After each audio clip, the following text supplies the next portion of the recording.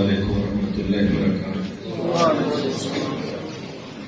ان الحمد للہ نحمده ونستعینه ونستغفره ونعوذ باللہ من شرور انفسنا ومن سیئات اعمالنا من يهده الله فلا مضل له ومن يضلل فلا هادي له وأشهد أن لا إله إلا الله وحده لا شريك له وأشهد أن محمدا عبده ورسوله صلى الله عليه وسلم أما بعد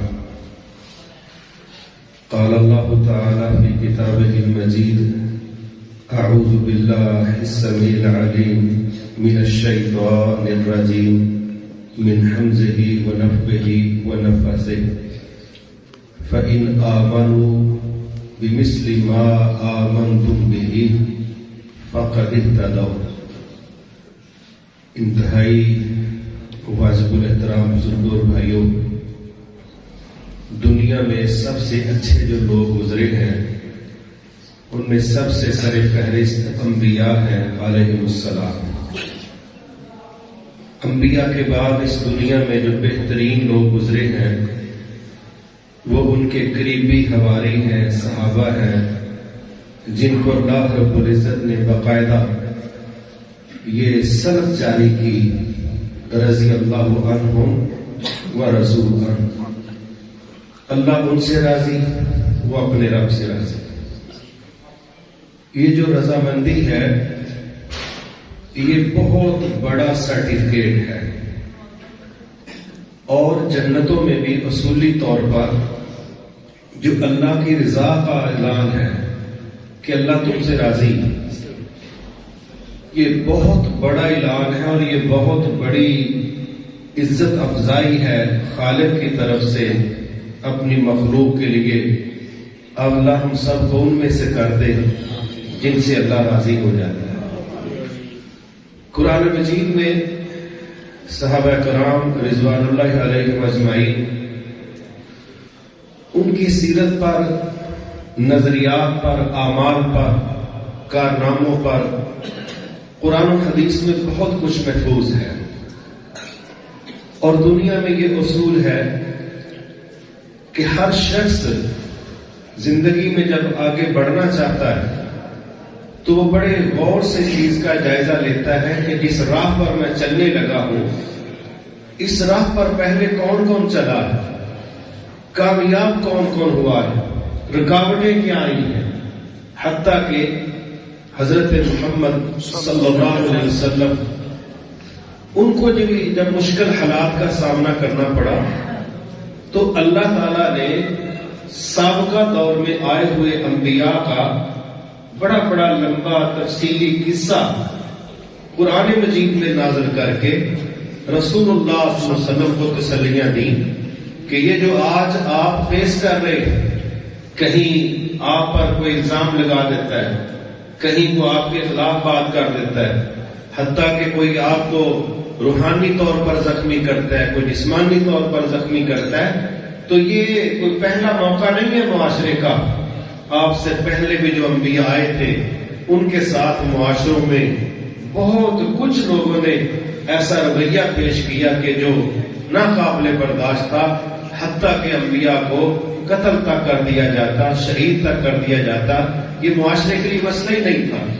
تو اللہ نے بھی اپنے آخری نبی کو کھڑا رکھنے کے لیے، استقامت دینے کے لیے ان سے پہلے جو انبیاء گزرے تھے ان کے واقعات قرآن و حدیث میں تفصیل سے بیان کیے، اور معاشرے کے اندر بھی کھڑا رہنے کے لیے، مشکلات کو فیس کرنے کے لیے یا زندگی کو چلانے کے لیے ہر بندہ کسی نہ کسی کے پیچھے چل رہا ہے۔ دنیا میں ایک لفظ بولا جاتا ہے، میں فلاں کا فین ہوں، اس کا مطلب ہے میں اس سے محبت کرتا ہوں، میں فلاں کو اپنے لیے رول ماڈل سمجھتا ہوں، وہ بندہ میرے لیے نمونہ ہے۔ تو جس طرح اس نے اپنی زندگی کو چلایا میں بھی اس طرح زندگی کو چلانا چاہتا ہوں، اس طرح فلاں بندہ بہت بڑا بزنس مین بن گیا میں اس طرح بننا چاہتا ہوں، اس طرح فلاں بندہ بہت بڑا عالم دین بن گیا میں اس طرح بننا چاہتا ہوں، فلاں بندہ وزیر اعظم بن گیا، میں اس طرح جدوجہد کرنا چاہتا ہوں. تو یہ موٹیویشنل قسم کی جو پرسنالٹیز ہیں دنیا میں، یہ ہمیشہ سے رہی. اور کوئی لوگ اپنے گھروں سے سیکھتے ہیں، کوئی معاشرے سے سیکھتے ہیں، کوئی کتابوں سے سیکھتے ہیں، لیکن ہر بندہ بہرحال شخصیات کو پڑھتا ہے، سنتا ہے، اور پھر جو اس کو پسند آ جائے وہ اس کو کاپی بھی کرتا ہے. لیکن ہمارے لیے رول ماڈل، نمونہ جو ہمارے خالق نے طے کیا ہے، وہ اصولی طور پر دو طرح کی شخصیات ہیں. ایک انبیاء علیہ السلام اور دوسرا ان کی ٹیم صحابہ کرام رضوان اللہ علیہم اجمعین. میرے محترم بھائی، یہ جو ڈگری ملی تھی نا، رضی اللہ عنہم ورضوا عنہ، یہ ایک دن میں نہیں مل گئی. اس میں صحابہ کی زندگیاں خرچ ہوئی ہیں، زندگیاں. اس میں صحابہ کا خون لگا ہے، اس میں ہجرتیں خرچ ہوئی ہیں، اس میں آرام قربان ہوئے، اس میں اولادیں قربان ہوئی، اس میں راتوں کی نیند قربان ہوئی، اس میں اپنے جسموں کو مشقتوں سے توڑ دیا گیا ہے. اس میں جگہ جگہ پر اپنی نظر کو، اپنی خبر کو، اپنے کانوں کو، اپنی زبان کو، اپنے ہاتھوں کو، اپنے پاؤں کو، سارے نظام کو اللہ کے نظام کا پابند بنا کے تب جا کے یہ ڈگریاں ملی تھی. ایویں یہ ڈگریاں نہیں مل گئی کہ اللہ تم سے بھی راضی، اس سے بھی راضی. اس میں وقت بھی لگا ہے اور اس میں بہت کچھ خرچ بھی آیا. ان لوگوں کو ہمارے رب نے قرآن مجید میں نمونے کے طور پہ بیان کر کے فرمایا فَإِنْ آمَنُوا بِمِثْلِ مَا آمَنْتُمْ بِهِ فَقَدِ اهْتَدَوْا. اے مستقبل کے اندر آنے والے لوگوں، اگر تم بھی ایسے ہی مان لاؤ جیسے یہ لوگ ایمان لائے ہیں، پھر ہم مان جائیں گے کہ تم ہدایت یافتہ. گویا ہمارے لیے جو بہت بڑا نمونہ انبیاء کے بعد ہے وہ صحابہ کی ذات ہے رضوان اللہ علیہم اجمعین. آج ان میں سے ایک صحابی کا ایک واقعہ، جس میں بنیادی طور پر تو 3 ہے لیکن ایک زیادہ بندہ اس میں ڈسکس ہوا ہے، اس نے وہ واقعہ زیادہ بیان کیا ہے، اس نے اس کو زیادہ تفصیل سے لوگوں سے شیئر کیا ہے. تو میں انشاءاللہ ایک صحابی کا ایک ایسا واقعہ آپ کے سامنے رکھوں گا جس میں بے شمار اسباق ہیں، لیکن کم از کم 4 موٹے سبق اس کے اندر موجود ہیں. مثلا ہر بندہ گناہگار ہے، توبہ تو اس کی ضرورت ہے. تو اس واقعہ میں معافی کیسے ملتی ہے، گناہ کیسے معاف ہوتا ہے، توبہ کیسے کرتے ہیں، یہ سبق بھی اس واقعہ کے اندر ہے. پھر دوسری چیز کہ بندہ اخلاص کے ساتھ کیسے چلتا ہے. جو مخلص ہیں ان کا امتحان جب ہوتا ہے تو اس وقت ان کے رویے کیا ہوتے ہیں. پھر یہ دیکھنا کہ یہ لوگ اپنے کمی پر، غلطی پر شرمندہ ہیں. پھر اس کے علاوہ بڑا کچھ. میں انشاءاللہ اس طرف آنے لگا ہوں. اس کو ذرا سمجھ رہے ہیں کہ یہ ایک واقعہ نہیں ہے، یہ کہانی نہیں ہے، یہ صحیح بخاری شریف کے اندر واقعہ ہے. صحیح بخاری شریف. اور جو واقعہ بیان کر رہے ہیں ان کا نام ہے حضرت عبداللہ، اور یہ بیٹے حضرت کعب بن مالک رضی اللہ تعالی عنہ. اب جو بیٹا عبداللہ ہے یہ بڑا بیٹا ہے باقی بیٹوں سے. کعب بن مالک رضی اللہ تعالی عنہ اپنی زندگی کا واقعہ سنا رہے اور بیٹا پھر اس کو آگے تفصیل سے بیان کرنے لگا ہے. کعب بن مالک رضی اللہ تعالی زیادہ عمر کی وجہ سے ان کی بینائی کمزور ہو گئی، آنکھوں کی بینائی کمزور ہو گئی. تو بڑا بیٹا عبداللہ ان کو لے کے واش روم جانا، باہر جانا، جو بھی ضروریات تھی بڑا بیٹا ساتھ ساتھ چلتا. تو ایک دن پھر کعب بن مالک رضی اللہ تعالی اپنے بیٹے عبداللہ کو واقعہ سنانے لگے اور کہنے لگے عبداللہ، ایک دن میری زندگی میں ایسا آیا تھا کہ رسول اللہ صلی اللہ علیہ وسلم نے مجھے مخاطب کر کے کہا، کعب جب سے تیری ماں نے تجھے جنم دیا ہے اس دن سے لے کے آج تک اتنا کمال کا، برکت والا، خیر والا، عزت والا دن تیری زندگی میں کبھی نہیں آیا جتنا کمال کا دن آج تیری زندگی میں آیا. اور وہ دن کون سا تھا اور وہ دن آیا کیسے، اس کی پھر وہ تفصیل خود بیان کرتے ہیں، کہتے ہیں یہ ان دنوں کی بات ہے کہ جب رومیوں نے مسلمانوں کے خلاف حملہ کرنے کا منصوبہ بنایا اور انہوں نے یہ مشورہ کیا کہ مدینے والے بڑھتے جا رہے ہیں تو کیوں نہ ہم مدینے پر اٹیک کر دیں تاکہ یہ جو چھوٹی سی بستی ہے اور پھیلتی جا رہی ہے کیوں نہ اس بستی کو ویسے ہی رگڑ دیں۔ تو انہوں نے آپس میں مشورہ کیا کہ مدینے پر حملہ کرنا ہے۔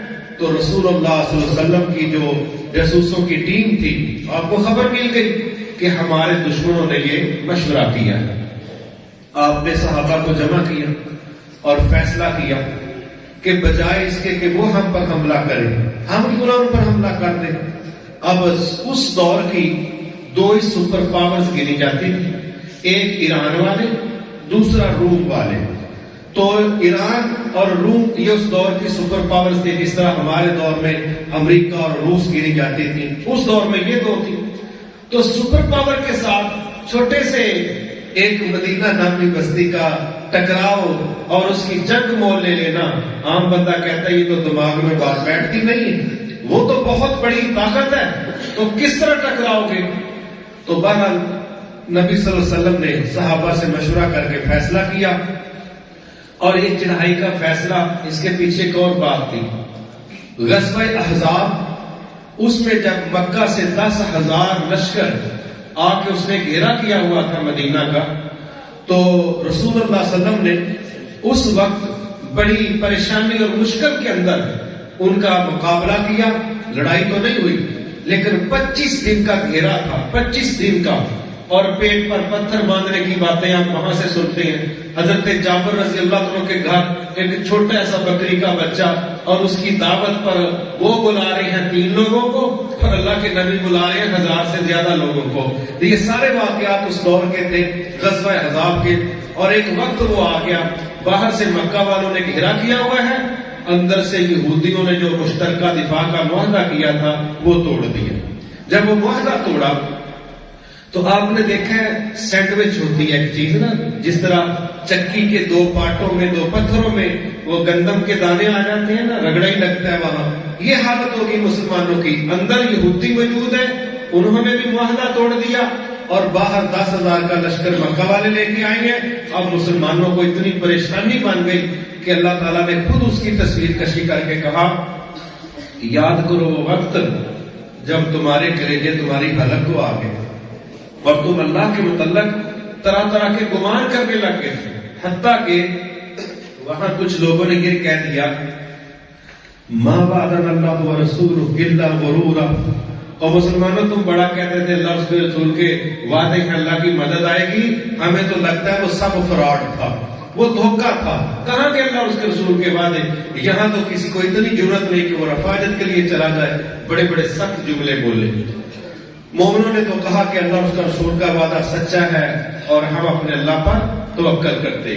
اب ہوا یہ، اس وقت جب آپ کو خبر ملی کہ مدینہ کے جو یہودی ہیں انہوں نے بھی معاہدہ توڑ دیا، آپ غم کے اندر چادر چہرے پر لے کے زمین پر لیٹ ہی گئے۔ جب آپ لیٹ ہی گئے تو ساتھیوں نے تو دیکھنا تھا کہ بھئی جب ہمارا کمانڈر ان چیف جو ہے وہ شدید پریشانی کا شکار ہے تو ہم تو پہلے کمزور ہیں۔ تو ابوبکر صدیق رضی اللہ عنہ پاس آ گئے، تھوڑی دیر بعد اللہ کے نبی صلی اللہ علیہ وسلم کھڑے ہوئے۔ یہ اس قدر خوفناک اعصابی حملہ تھا کہ سمجھ نہیں آ رہی تھی کہ بنے گا کیا، اس طرح دباؤ تھا اندر سے باہر سے۔ تو پھر اللہ کی طرف سے خوشخبری آ گئی، آپ نے چہرے سے کپڑا اٹھایا اور کہا، الآن نغزوہم ولا یغزوننا۔ پریشانی تو بڑی آئی تھی لیکن صحابہ خوش ہو جاؤ، آج کے بعد ان پر ہم حملہ پہلے کریں گے، یہ ہم پر حملہ کرنے کی جرأت نہیں کریں گے۔ وہ دور گیا جب یہ ہمارے گھیرے کرتے تھے، آج کے بعد ہم ان کے گھیرے کریں گے۔ یہ پالیسی آپ نے دی، اور یہی وجہ تھی جب غزوہ احزاب سے فارغ ہوئے آپ نے پہلا گھیرا جا کے یہودیوں کا کیا، چلو بھائی تم نے بدعہدی کی ہے، تمہارا علاج کریں گے۔ اس کے بعد پھر جب یہ تبوک کی طرف جانا تھا تو رومیوں کی طرف سے خبر ملی کہ مدینے پر حملہ کرنا ہے، تو آپ نے اپنے ساتھیوں کو کہا، آؤ بھائی تیاری کرو۔ کعب بن مالک رضی اللہ عنہ فرماتے ہیں اب ہو یہ رہا ہے کہ لوگ روزانہ آتے اپنی تیاری کی رپورٹ دیتے، تو میں بھی آتا اور میں آ کے تو یہی سوچتا کہ میں تیار ہی ہوں، چلا جاؤں گا، کیا مسئلہ ہے، تو میرے پاس سواری بھی ٹھیک ہے، بس تیار ہی ہوں میں یار، چلا ہی جاؤں گا۔ کہتے ہیں میں ایسے ہی رہا اور ادھر تیاری ہو رہی ہے۔ ایک منظر وہاں پر پیدا ہوا، بڑا معروف واقعہ ہے وہ۔ ایک صحابی ہے حضرت ابو خیثمہ رضی اللہ عنہ، وہ دینا چاہتے ہیں اللہ کی راہ میں کوئی چندہ کہ چلو ہم بھی جہاد میں استعمال ہو جائیں، تو وہ بیچارے کسی یہودی کا رات کو کنواں چلا کے اس کے باغ کو پانی دے کے جو سیر دو سیر کھجوریں ملی تو اس میں انہیں کوئی آدھا اپنے گھر رکھ لی، آدھی ڈیر کے پاس لے کے آ گئی۔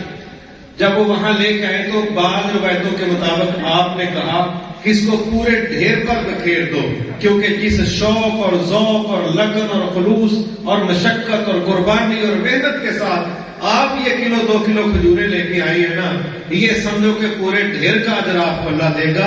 آپ نے انتہا کر دی ہے کہ ساری رات کسی کا کنواں چلا کے تو آپ نے اپنا حصہ اس میں شامل کیا، تو آپ نے حوصلہ افزائی کی۔ لیکن وہ ٹبر وہاں کھڑا تھا جس کو سوائے تنقید کے کبھی نصیب میں، پنجابی میں کہہ لیں چجدہ کام نہیں انہوں نے آیا، تنقید کے تیر چلا دی۔ اچھا 1 کلو 2 کلو میں نے روم فتح ہوئی ہے نا، چلو جی ساتھ ہی تنقید کر دی۔ اس کے ساتھ کیا بننا ہے بھئی؟ اللہ کا نبی حوصلہ افزائی کر رہا ہے، تمہیں کیا تکلیف ہے؟ اللہ کہتا ہے من یعمل مثقال ذرۃ خیرا یرہ، جو بندہ ذرہ برابر بھی اچھا کام کرے گا ہم کہیں گے یہ تیرا کام۔ اور یہ منافق وہاں کیا کہہ رہے ہیں؟ تنقید کر رہی ہیں، حوصلہ شکنی کر رہی ہیں، حوصلے توڑ رہی ہیں اور پروپیگنڈا کر رہی ہیں۔ آج کتنی دنیا ایسی ہے جو دوسروں کے نیکی کے کام کو ہاں چھوٹا ہو مذاق اڑاتے ہیں۔ نہیں میرے بھائی، جب اس کائنات کا خالق ایک ذرہ برابر نیکی کی قدر کرتا ہے تو ہمیں بھی کسی کی چھوٹی سے چھوٹی نیکی کی بھی عزت ہی کرنی چاہیے۔ ہمیں کسی کی چھوٹی نیکی کو چھوٹی سمجھ کے حقیر نہیں سمجھنا چاہیے۔ صحیح مسلم شریف کی حدیث ہے، نبی صلی اللہ علیہ وسلم نے فرمایا جو بندہ مال حلال سے، پہلی شرط، دوسری شرط اخلاص اور مال حلال، یہ 2 چیزیں جمع کر کے اللہ کی راہ میں اتنا صدقہ کر دے جتنا کھجور کا سائز ہے، اللہ قیامت کو جب اس کو واپس کرے گا تو پہاڑ کے برابر کر کے واپس کرے گا۔ اب کیا خیال ہے 700 گنا کا کوئی بنتا ہے؟ 700 گنا تو پہاڑ کے نیچے کہیں رہ جائے گا۔ 700 کھجوریں ایک کریٹ کے اندر پتہ نہیں کتنی لاکھوں ہزاروں کھجوریں آ جاتی ہیں، لیکن صحیح مسلم کی حدیث کا میں حوالہ دے رہا ہوں، صرف خلوص ہو اور مال حلال ہو تو ایک کھجور کو اللہ پہاڑ کے برابر کر کے دے گا۔ تو میرے بھائی یہ منافقین کا رویہ رہا ہے کہ مسلمانوں کا کام چھوٹا دیکھا اس پر تنقید چلا دی۔ نا جب نیکی کا اجر دینے والا ذرے کی قدر کر رہا ہے ہمیں کیا تکلیف ہے اگلے کی قدر نہ کرتے ہوئے؟ ہمارے دل میں بھی اس کی قدر ہونی چاہیے۔ پھر آئے وہاں پر ایک اور ٹیم آ رہی ہے، ابو بکر صدیق رضی اللہ عنہ۔ اب یہ روزانہ لشکر آ رہا ہے، تیاری ہو رہی ہے، لوگ ساتھ شامل ہو رہے ہیں۔ ساری دنیا جانتی ہے کہ ابو بکر صدیق رضی اللہ عنہ جب سامان لے کے آئے تو سامان کی لسٹ دیکھ کے نا جو سامنے پڑا تھا تو بے ساختہ آپ نے کہا ابو بکر گھر میں کیا چھوڑ کے آئے، گھر میں کیا چھوڑ کے، کیونکہ نظر آ رہا تھا کہ چیز رہ کوئی نہیں گئی۔ انہوں نے کہا کہ اللہ اس کے رسول کی محبت دی ہے، باقی گھر میں چیز کوئی نہیں چھوڑی، پورا گھر ہی صاف کر دیا ہے۔ پھر عمر فاروق رضی اللہ عنہ آ رہے، وہ 50% لے کے آ رہے، تو ان کو پوچھا کبھی آپ لے کے کیا آئے؟ وہ کہتے ہیں کہ بھائی آدھا کیا تھا، آدھا فیملی کے لیے چھوڑ آیا ہوں، آدھا یہاں لے آیا ہوں۔ لہذا اس پر ان کو بتایا گیا کہ آپ نے جو سوچا تھا نا کہ ابو بکر صدیق کو آج میں نے نیکی میں ہرا دینا ہے، تو جناب وہ تو پورا مانجا ہی مار کے لائے۔ انہوں نے کہا بھائی پھر اس بندے تو گھر کوئی نہیں بن سکتا، یہ بھارا اللہ بلے تو خاص توفیق ہے، اسی کا مقابلہ نیکی سے نہیں کر سکتے۔ اب کھڑے ہو رہے ہیں حضرت عثمان رضی اللہ عنہ، آ رہا ہے جی مال، اللہ اکبر، 5.5 کلو سونا۔ کیوں جی تولے کی قیمت کیا ہے آج کل؟ ہے جی 1,25,30,000۔ 1 کلو میں کتنے تولے ہوں گے؟ 5.5 کلو سونا ہے، 29.5 کلو چاندی ہے، 1000 کے آگے پیچھے اونٹ اور گھوڑے کٹ سمیت ہیں، اور میرے بھائی اس اللہ کے بندے نے ارب روپے کے قریب کا سامان تھا جو ایک موقع پر ہی دے دیا، تو تنقید کرنے والے پھر تشریف لے آئے۔ اب بار بار تاں کھلوندے نے، اللہ کے نبی کہتے تھے نا اور بھائی کوئی، تو عثمان پھر کھڑے ہو کے کہتے 300، اچھا بیٹھتے بھی، پھر اللہ کے نبی کہتے اور وہ پھر کھڑے ہو جاتے، تو منافقین ان کو کیا کہہ رہے ہیں؟ ریاکاری واسطے بار بار اٹھتے ہیں، کوئی جان چھڈی نہیں انہوں نے۔ اگر کسی نے زیادہ دیا اس پر بھی تنقید، کم دیا تو اس پر بھی تنقید، اور اپنا ذاتی کردار زیرو ہے، اپنا کوئی کردار نہیں بلکہ کیا ہے وہ میں آگے بیان کرنے لگا ہوں۔ لیکن اس میں سمجھیں کہ جو صحابہ ہیں وہ اسلام کے لیے پوری قربانی دے رہے ہیں۔ آپ اندازہ کریں ہمارے ہاں، اللہ تعالیٰ ہم سب کے لیے آسانیاں فرمائے۔ اس دفعہ مونجی کی فصل کا مسئلہ بنا، جب بالکل تیار تھی اولے پڑے ہیں، ہوا ہے نا یہ مسئلہ، ٹھیک ہے۔ کبھی ہم کہتے ہیں کہ بھئی کوئی کیڑا لگ گیا گندم کو، ہوا پھر گئی، یہ چلتا ہے۔ ہمارے یہاں ایک جنرل بات ہے، اس کو ضرور سمجھنا چاہیے۔ کیا کسی کا مال کھا کے آپ رکھ سکتے ہیں؟ کسی کا مال کھا نہیں نہ رکھ سکتے۔ یہ جو اللہ تعالیٰ نے زکوٰۃ کا مال رکھا ہے، یہ مال والے کا ہوتا ہے یا کسی اور کا ہوتا ہے؟ زکوٰۃ کسی اور کی ہے۔ عشر کس کا ہے؟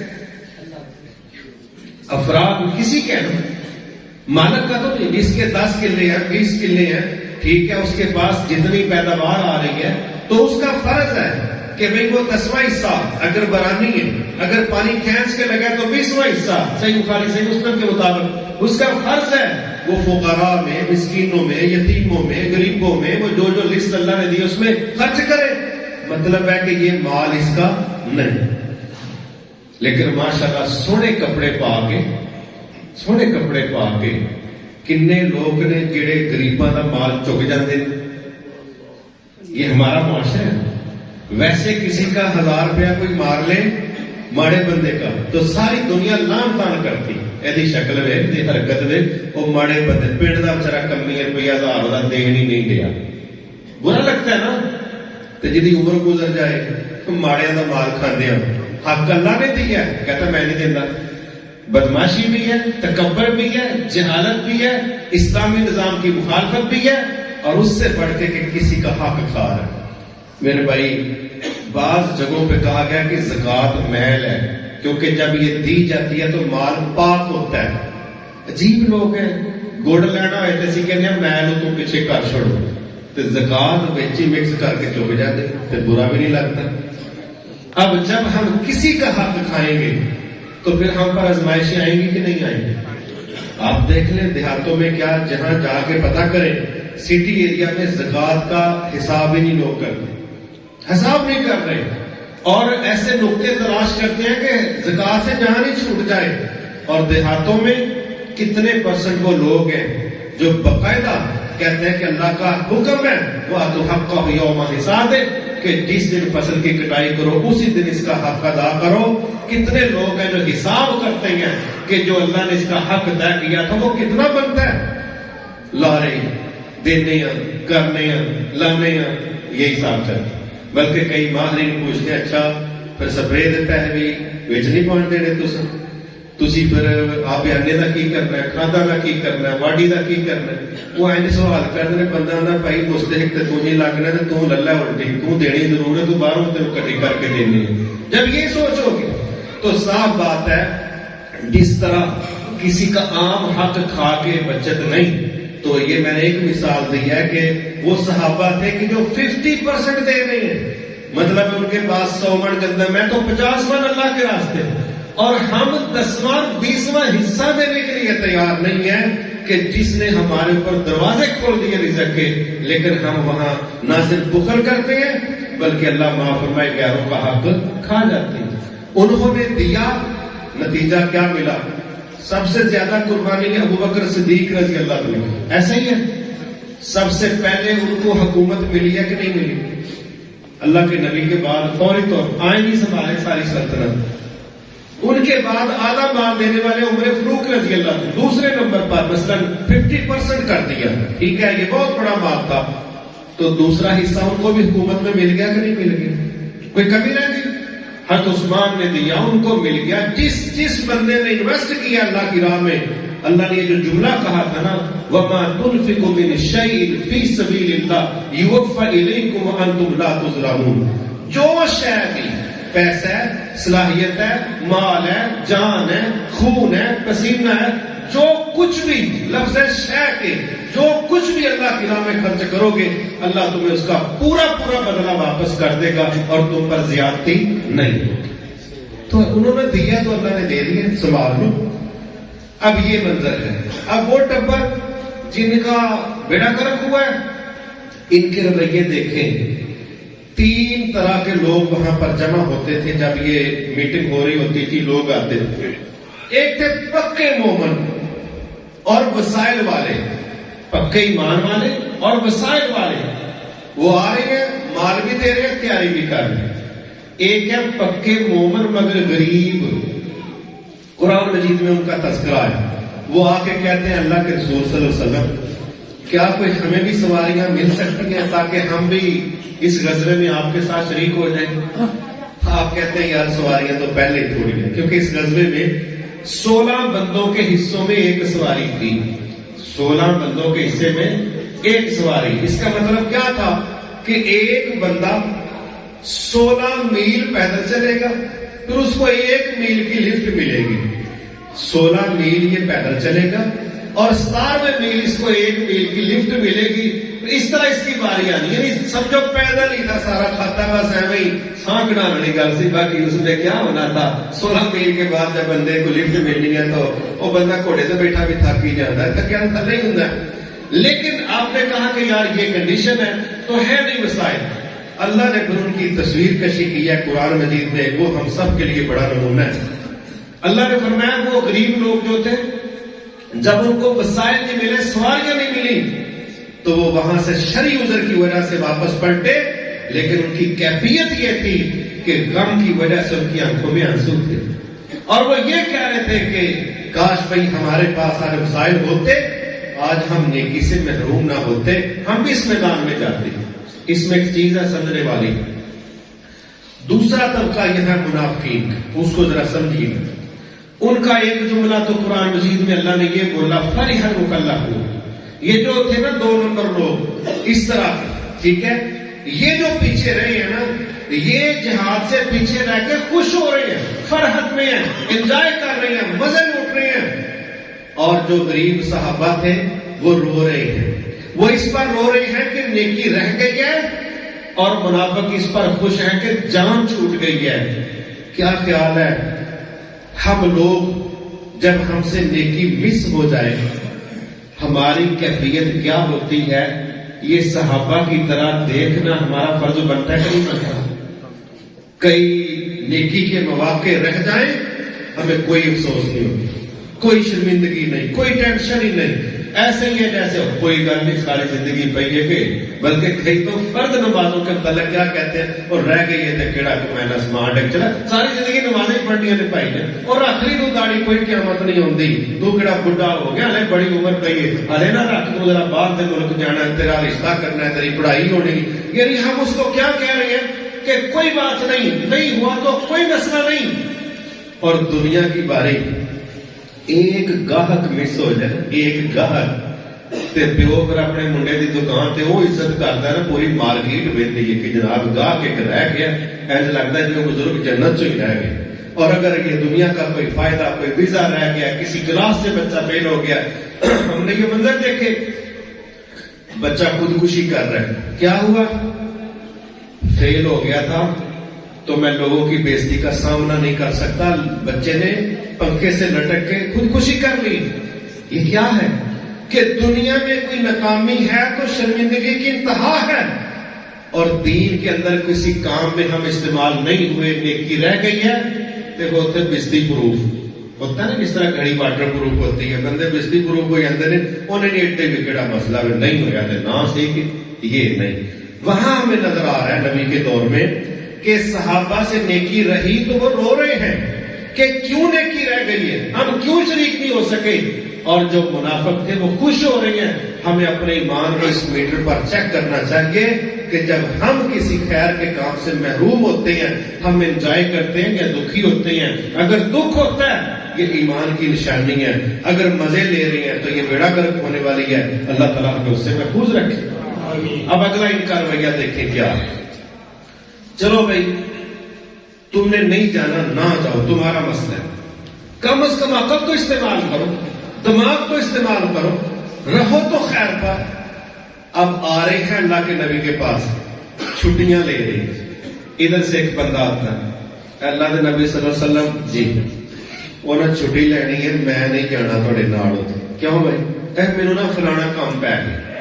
چلو جی, باتیں تو لوگ کر لیتے ہیں نا, زبردستی لے جاتے ہیں. نہ زبردستی محبت ہوتی ہے نہ جہاد ہوتا ہے, کچھ بھی زبردستی نہیں ہوتا جب تک بندہ اندر سے نہ قبول کر لے. اب آپ کہتے ہیں جاؤ, نہیں جانا نہ صحیح, زبردستی ہم کیسے کھینچ کے لے کے جائیں. چلا گیا اور آ رہا ہے, مینو بھی چھٹی, مینو چھٹی آ بابا ٹبر آ رہا. بعض روایتوں میں تو 80 کے قریب لوگ تھے جنہوں نے چھٹی لی. اندر خوف تھا کہ سپر طاقت ہے, ٹکرائیں گے تو مارے جائیں گے. اندر خوف تھا. اور اللہ نے جو تذکرہ کیا وہ بڑا خوفناک ہے, اس پر میں بات کرتا ہوں کہ یہ کیوں چھٹیاں مانگ رہے تھے. ایک آ کے چھٹی مانگنے لگا, کیا کہتا ہے؟ کہتا میں نا چھٹی لینی ہے. آپ نے کہا کیوں؟ کہتا ہے وہ نا مینوں پتا لگا کہ روم دیاں عورتاں بڑیاں سونیاں نے, ماشاءاللہ اپلیکیشن پیش ہو رہی ہے, درخواست نہیں جی میں دئی دی اسکول میں, میں بیمار ہاں تو میرا مسئلہ یہ درخواست دین دیا. آندا مینوں پتا لگا کہ روم دیاں عورتاں بڑیاں خوبصورت نے تے میں کمزور بندہ, میرا ایمان بھی خطرے چ پی جانا تے تسی نہ مینوں نال نہ ہی کھڑو تاکہ میرا ایمان بچ جائے. کیڑا سیاںا پتر ویسے ہیں, باقی خطرے چ پین دے کہ کلا ایمان بچاؤ. باقاعدہ اس نے یہ کہا مینوں فتنے چ نہ پاؤ, میں گیا تے میرا مسئلہ بن جانا تے میرا ایمان بچا لو. ہمارے ٹریننگ سینٹر نے ان میں مجاہدین تربیت لے رہے ہیں, تو وہاں ایک گروپ جاتا تھا جس کو کہتے تھے مطالعاتی دورہ. آپ میں سے بھی بعض لوگوں نے کیا ہوگا, 3 دن کے لیے لوگ جاتے. تو وہاں ایک مشق ہوتی تھی کہ اچانک مجاہدین حملہ کر دیتے, گولی چلتی, ہینڈ گرینیڈ چلتے, پورا ماحول ہوتا نا. تو ایک جب وہ حملہ ہوا نا باہر سے ہوتا تھا, وہ فضائی فائرنگ ہوتی تھی, بندوں پہ تھوڑی کرنی تھی, لیکن ایک پریکٹس تھی کہ اچانک اٹیک ہو گیا تو پھر تم نے کیا کرنا ہے. تو پھر شور مچاتے, ایک مصنوعی طور پہ وہ لت ٹوٹ گئی, وہ سر سے پیر لگ گیا. تو جو نئے لوگ آئے ہوتے تھے نا, وہ بےچارے بعض لوگ پھر صبح کپڑے دھو کے نماز پڑھتے تھے, بڑا عجیب ماحول تھا. تو ایک بزرگ جو تھے نا, انہوں نے دیکھا کہ بھائی گولی بھی چلن رہی ہے, چیکاں بھی کون رہی ہیں, کہ لت ٹوٹ گئی, کہ کوئی انہوں نے کہا کہ تھان تے کوئی ہے نہیں. انہیں نا مسجد کے اندر ایک پلر نو نا تھام نو جفا مار لیا تے اچھی اچھی آخی جائے ربا ساڈی خیر ہے اپنا گھر بچا لے, ساڈی خیر ہے اپنا گھر بچا لے. بابا جی بڑے سیانے سن, آپ نے مسیت بچ نہیں, بابے نے بچ جانا. اب وہ کیا کر رہے ہیں وہاں پر, وہ کیا کر رہے ہیں کہ بھی تم نے ایمان بچانا, تو کیا ٹیکنیکل طریقہ ہے کہ بھئی ہمارا ایمان بچ جائے. اگر ہم چلیں گے تو ایمان آپ خراب کروائیں گے, تو چھٹی دے گا ٹائم و ٹائم تاکہ ساڈا ایمان بچ جائے. سبحان اللہ. اللہ نے نا قرآن مجید میں اس کا جواب دیا باقاعدہ, اور اس بندے کا نام بھی ملتا ہے حدیث میں. اللہ نے کہا کہ بعض لوگ آپ کو کہتے ہیں ہمیں فتنے میں نہ ڈالو, ان کو بتاؤ جو چلے جائیں گے وہ فتنے سے بچ جائیں گے, جو پیچھے رک گئے وہ فتنے میں پڑ جائیں گے. اللہ اس کا رسول فتنوں میں ڈالنے کے لیے نہیں آئے, نکالنے کے لیے آئے. فتنوں میں تو تم خود سلام کے لگا رہے. لیکن اس سے ایک بات بڑی سمجھ آئی,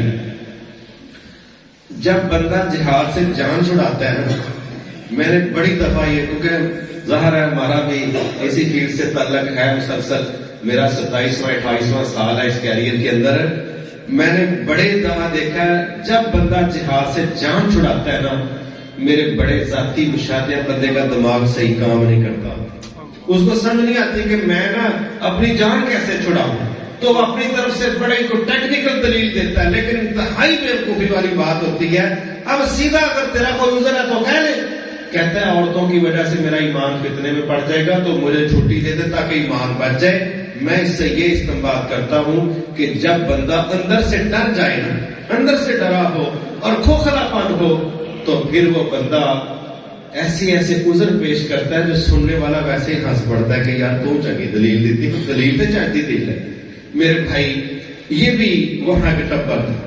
پھر ایک اور اگلا کردار ان کا دیکھو، اور یہ ہماری سوسائٹی میں موجود ہے۔ لوگوں کو جا کے کہہ رہے ہیں کہ تمہیں نہیں جڑا، تو ہی تو مرو پیچھے ہو جو، اب لوگوں کے پاس جا رہے ہیں۔ گل سنو، تمہیں مڑنا تو کوئی نہیں، تھوڑے چڑھیا نا جہاد کا شوق جڑا نا تھوڑے دماغ میں بھر چڑھیا تے ساڈا مشورہ لے، گرمی بڑی جی، یہ قرآن میں آ رہی ہے بات، اور لوگوں کو کیا کہہ رہے ہیں ایک بندے کے پاس جا کے، لا تنفروا فی الحر، قرآن ہے، لوگوں کو جا کے کہتے ہیں گرمی بہت زیادہ ہے، اتنی گرمی سے نہ نکلے ہو۔ تو اللہ نے اس کا کیا جواب دیا؟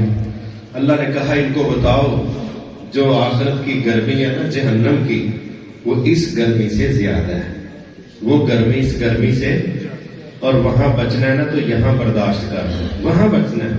میرے بھائی کیا یہاں ڈائریکٹ آپ کو کوئی نظر آئے گا جو کہتا ہے کہ بھائی جہاد کا کام نہیں کرنا؟ انڈائریکٹ مرضی ہے، تو وہاں سے مرنا ہی مرنا ہے بھائی، تے جاؤ مارو، ساڈے والوں ساڈی کہڑا ساکاداری ہے، اونج نظر نہیں تمہیں آتا، حالات نہیں تمہیں پتا لگتے پے، اگے طاقت نہیں سپر طاقت نہیں وہدے پے، بڑا جوڑ بننا انہوں نے نال، پلے تواڈے کی ہے تے تواڈا ہی بھلا سوچنے ہیں، نہیں تمہیں سمجھ آتی، کل مردے اج مرو، کھاؤ قسماں دا سر، اج تے تواڈا بھلا سوچنے ہیں۔ یہ ٹبر آج بھی موجود ہے، اور یہ ٹبر اس وقت کہہ رہا تھا گرمی بڑی جے، اتنی گرمی تے جہاد چ نہ نکلو۔ بندہ پوچھے بھائی اسی کو بیاہ کر کے ہنی مون تے جانا کہ انہوں نے کہیے یار روم والے ہو تھی اج کرو نا، جے کوئی مارچ کا مہینہ کر لو تو چلو پھل شل نکلے ہوندے نے، موسم بھی بڑا پیارا ہوندا ہے، تے نہ گرمی نہ سردی، تے موسم بہار چاہیے ذرا جنگ کر لی تے کیسا ہے؟ دشمن جب مرضی آپ کو بلا لے، آپ اس کو کہو نہیں نہیں نہیں تو بھائی یار ہے جی گرمی پاگل نہ لڑیے، تو بھائی کسی اور موسم چاہیے۔ ایسا نہیں ہوتا، جتنا موسم سخت ہوتا ہے اتنا مجاہد کا ساتھی ہوتا ہے، کیونکہ مجاہد ایمان کی طاقت سے ہر قسم کا موسم پیش کر جاتا ہے، کافر ان موسموں کا سامنا نہیں کر سکتا۔ آج بھی جتنے سخت محاذ ہیں وہ مجاہدین کے ہاتھوں میں ہوتے ہیں۔ جب سخت بارش ہوتی ہے، طوفان ہوتا ہے، برف باری ہوتی ہے، تو مجاہد کہتے ہیں کہ آرام سے، اب یہ سفر کا ٹائم ہے، آگے چلو آگے بڑھو، کیونکہ ایسی حالت میں کوئی باہر منہ نکال کے بھی دیکھنے کی پوزیشن میں نہیں ہوتا۔ تو مجاہد اللہ کے توکل پر سخت موسموں کا فائدہ اٹھاتا ہے، اور وہ جو دنیا کے لیے لڑتے ہیں وہ ذرا آپ بادل دیکھیں تو ان کا معاملہ پھسل جاتا ہے، کیونکہ وہ جینے کے لیے لڑتے ہیں اور ہمارے ساتھی جنتوں کے لیے لڑتے ہیں، اس لیے ان کا ان کے ساتھ کوئی مقابلہ۔ مگر یہ ٹپر کے لا تنفروا فی الحر، گرمی بہت زیادہ نہ نکلو، منع کرنے والے نہ خود جا رہے ہیں نہ لوگوں کو جانے دے رہے۔ یہ ٹیم اللہ تعالیٰ ہمیں اس کے شر سے بچائے۔ ہماری کوشش ہونی چاہیے نیکی کرنی بھی ہے، نیکی کی دعوت بھی دینی ہے، اور وہ ٹبر نیکی کر بھی نہیں رہا، نیکی سے روک بھی رہا ہے۔ اللہ تعالیٰ ہمیں اس طرح کی علامتوں سے محفوظ کرنا۔ اب یہ لشکر تیار ہو گیا، لشکر نکل کھڑا ہوا، راستے میں ایک جگہ جا کے انہوں نے اسٹے کرنا تھا۔ تو کعب بن مالک رضی اللہ تعالیٰ کو فرماتے ہیں کہ لشکر تیار ہو کے نکل پڑا، لیکن میں بس رہتا رہ ہی، پہلے تو یہی تھا نا تر جاؤں گے رل جاؤں گے، لیکن ہوا یہ کہ بہرحال میں مس ہو گیا، رہ گیا۔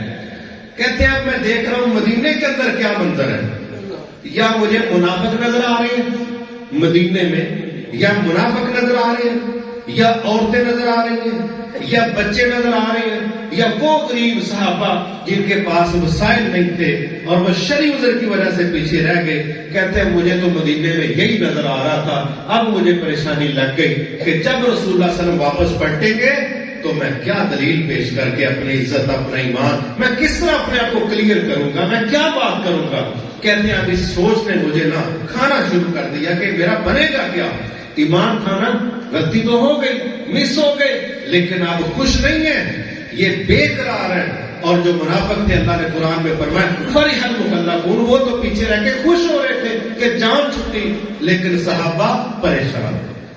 لشکر گیا، راستے میں ایک جگہ لشکر نے اسٹے کیا، دور سے ایک بندہ آ رہا ہے، چہرے پہ کپڑا ہے، بڑی تیزی کے ساتھ وہ بندہ قریب آ ہے. اللہ کے نبی صلی اللہ علیہ وسلم کی کیا شخصیت سناس تھے. ابھی بندہ چہرہ نہیں کھلا، 30,000 کا لشکر جو گیا ساتھ، وہ بندہ کون ہے کسی کو اندازہ نہیں. آپ نے ایک بات کی، کہا لگتا ہے وہ فیصلہ ہی ہونا ہے، ایک نام لے دیا. یہ وہی بندہ تھا جس نے وہ 2 کلو کھجوریں پیش کی. وہی بات ہوئی، 30,000 کا لشکر ساتھ ہے، ایک بندہ ساتھ نہیں ہے، چہرہ کپڑے کے اندر لپٹا ہوا ہے. دور سے دیکھ کے آپ نے کہہ دیا فلاں ہوگا. جب وہ بندہ قریب آیا تو واقعی وہ بندہ وہی تھا. یہ اعتماد ہے کہ میرا ساتھی پیچھے رہنے والا نہیں ہے. بعض روایتوں میں آتا ہے کہ پتہ نہیں یہ صحابی تھے یا کوئی اور تھے، تو وہ جب مدینہ میں آئے نا، چونکہ تیاری میں کچھ دن لگے تھے، مدینہ میں آئے تو ان کی 2 بیویاں تھیں اور گرمی کا موسم سب کو پتہ ہے، فصلیں پکی ہوئی تھیں، اسی لیے تو دوسرے لوگوں کے لیے پریشانی بنی ہوئی تھی. تو وہ اپنے گھر جانے لگے، دیکھا تو مدینہ ویران سے ہے. تو انہوں نے دروازے سے ہی پوچھا کہ بھئی کیا ہوا ہے، کوئی بندے نہیں نظر آ رہے. تو ان کی بیویوں نے بتایا کہ اللہ کے رسول تو غزوہ تبوک کے لیے نکل چکے.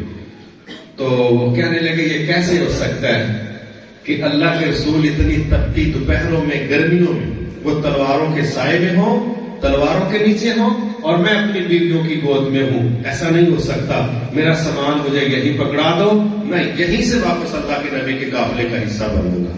فوری طور پہ نکلے، ساتھ مل گئے. اب قافلہ آگے گیا.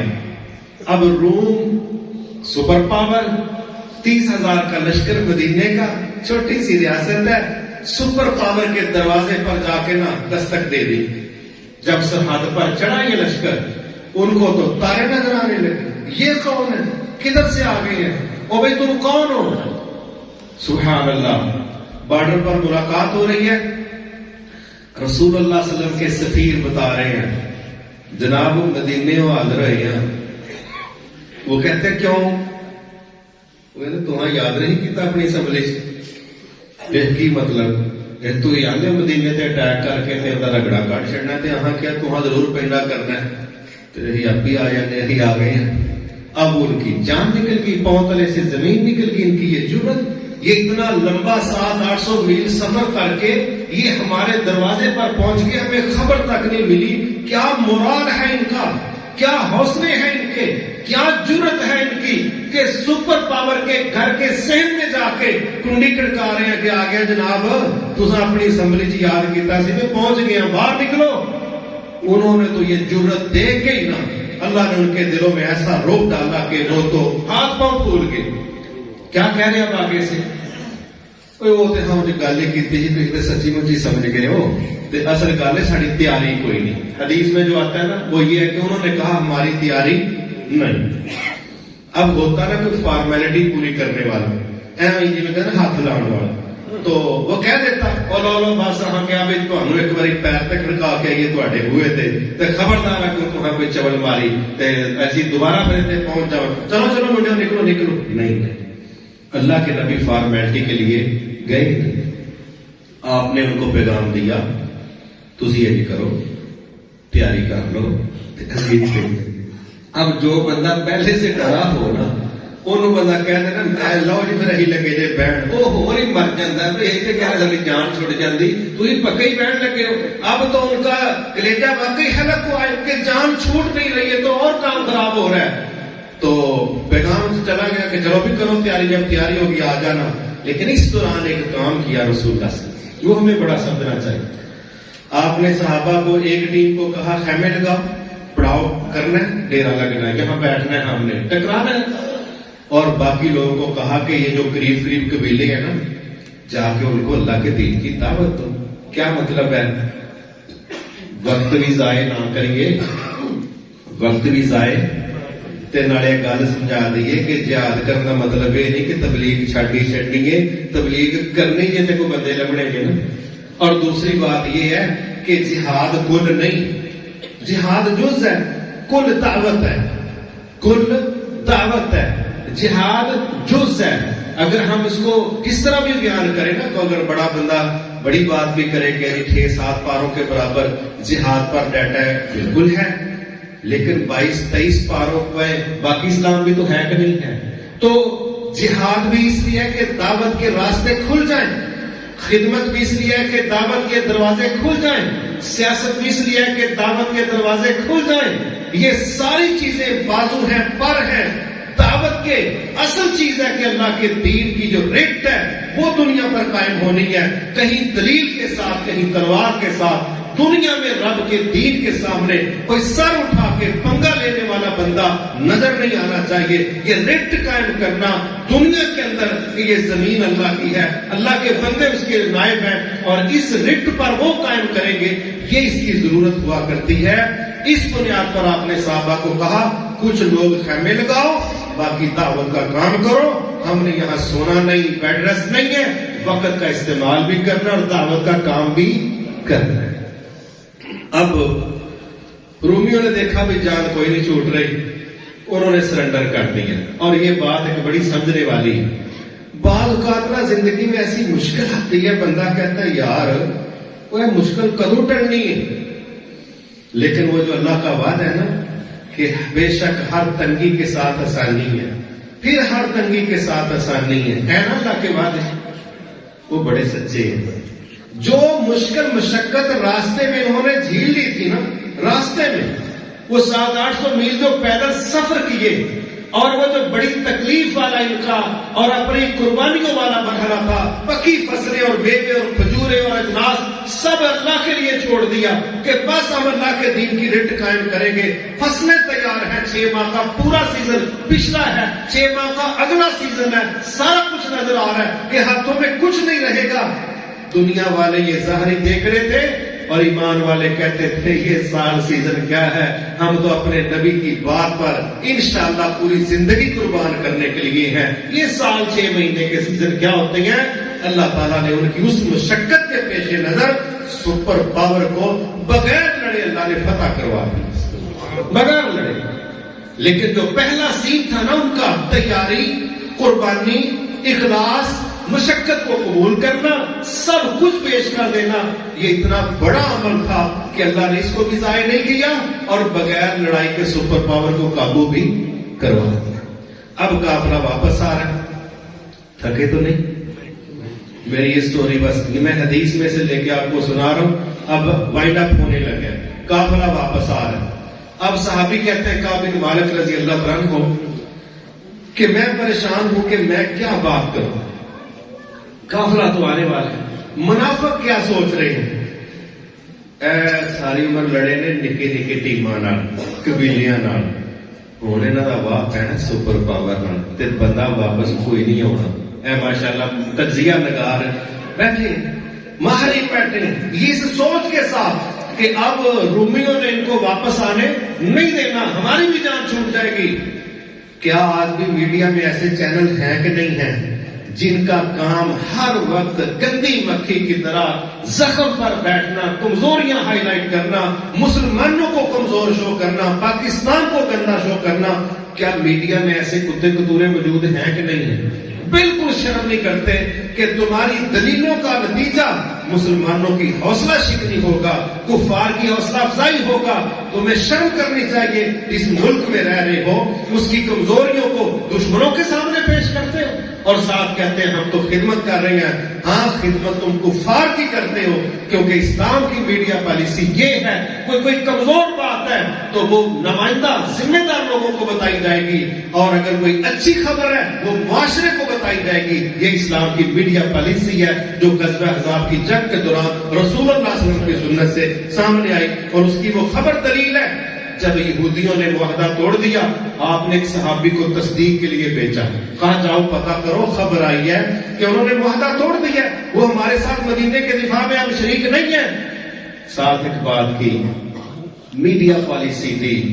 آپ نے کہا اگر تو معاہدہ انہوں نے واقعی توڑ دیا تو مجھے بتانا، وہ بھی کوڈ لفظوں میں مجھے بتانا، سوسائٹی کو نہیں بتانا، کیونکہ معاہدہ ٹوٹنا پریشانی والی خبر تھی. اور وہ کس کو بتانا؟ ذمہ دار کو، جس کے پاس اتھارٹی ہے، فیصلہ ہے، وہ مجھے بتانا، اور وہ بھی کوڈ ورڈز میں. اور اگر معاہدہ نہیں توڑا اللہ کے نبی کیا کہہ رہے ہیں؟ پھر اونچی آواز میں بتانا تاکہ سب سن لیں. یہ ہے میڈیا پالیسی کہ ایسی خبر جو پبلک کا حوصلہ بڑھائے اس کو چینلوں پر نشر کرو, سوشل میڈیا میں شیئر کرو, اور جو خبر حوصلہ توڑے وہ خبر ذمہ دار کو دینی ہے کہ مجھے پتا چلا کہ یہ پرابلم ہے, یہ ویک پوائنٹ ہے, یہ ملک کے لیے نقصان دہ ثابت نہ ہو جائے. یہ میڈیا پالیسی دی ہے محمد صلی اللہ علیہ وسلم. اور کتنے چینل اس پر چل رہے ہیں اور باہر والوں کے ساتھ کتنے چل رہے ہیں, یہ باتیں کھلیں گی. بہرحال اب رسول اللہ صلی اللہ علیہ وسلم وہاں سے واپس آ رہے ہیں اور یہ اس چکر میں منافق کے مسلمان ختم ہو جائیں گے. اور صحابی کعب بن مالک رضی اللہ عنہ فرماتے ہیں میں اس پر پریشان ہوں کہ میں جواب کیا دوں. قافلہ آیا. سنت سے نا ایک سبق یہ بھی ملتا ہے, آپ جب لمبے سفر سے واپس آتے تھے نا تو سیدھا گھر چھاپا مارنے کی بجائے نا آپ پہلے اپنی مسجد کے اندر جا کے 2 رکعتیں پڑھتے تھے. یہ طریقہ رسول اللہ صلی اللہ علیہ وسلم کا ہے کہ ڈائریکٹ گھر جانے کی بجائے جب آپ لمبے سفر سے آتے تو آپ اپنی مسجد میں 2 نفل وہاں پڑھتے. اور ایک روایت میں آپ نے کہا کہ جب آپ دور دراز سے آتے ہیں تو اپنے گھر پہلے اطلاع کر دیں کہ میں آ رہا ہوں. آج کل تو یہ سہولت ہے, ٹیلی فون پہ آپ بتا سکتے ہیں میں 2 دن بعد 3 دن بعد یا کل پہنچ رہا ہوں. لیکن ہمارے ہاں نا سرپرائز لفظ سنا نا آپ نے, سرپرائز یہ بڑا استعمال ہوتا ہے, حیران کر دینا کسی کو. اللہ کے نبی کہہ رہے ہیں سرپرائز نہیں دینا. سرپرائز اس چکر میں کہ میں اچانک جاؤں اور میری بیوی دیکھے اور جی اکھاں کھلیاں رہ جان, او جناب حیران ہو جائے کہ میرا سرتاج پہنچ گیا ہے. اللہ کے نبی کہہ رہے ہیں نا تاج سنبھال کے رکھ اپنا, تے پہلا اطلاع کر تینوں اسی طریقہ دسن دیا چنگا رہے گا. تو سرپرائز بیوی کو نہیں دینا. سنت یہ ہے کہ ایڈوانس اطلاع کرنی ہے کہ بھئی ہم آ رہے ہیں. اس میں بڑی حکمتیں ہیں, ضروری نہیں کہ ہر بات بول کے کی جائے. جو نبی نے کہہ دیا وہ بڑی خیر کی بات ہے, کیونکہ بعض سرپرائز دینے والے نا ان مردوں کے اندر ایک بیماری ہوتی ہے ٹو لگانا, جاسوسی کرنا. میں اچانک جاواں گا تے کئی مینوں تڑکا لگا ہے, فون بھی وہ بڑا بزی ہوندا ہے تے مینوں کئی باری کال دا جواب بھی نہیں دیندی, اکھڑی رہندی ہے کتے ہور نہ کوئی حساب کتاب ہوئے تے میں اچانک جا کے ذرا چھاپا مارنا ہے.